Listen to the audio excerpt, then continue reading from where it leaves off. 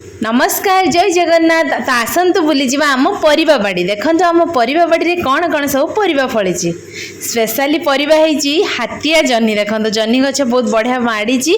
आ जह्नी मध्य बढ़िया से है आहरी बड़ बड़ कषि है। आ भीतर को जावा देखा केते जह्नी है। तो देखंतु पूरा लुचिकी जह्नीटा है। सी पूरा तार डिजाइन भी हो जाए गोटे अष्टवक्र।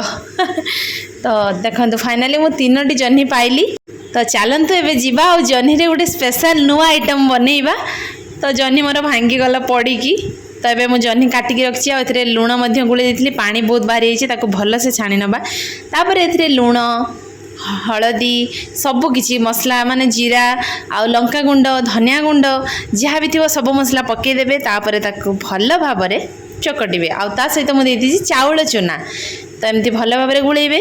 तापर कढ़ा आमर गरम हो गलानी। तापर एमती साइज रे गोटे गोटे पकईदेवे बरा।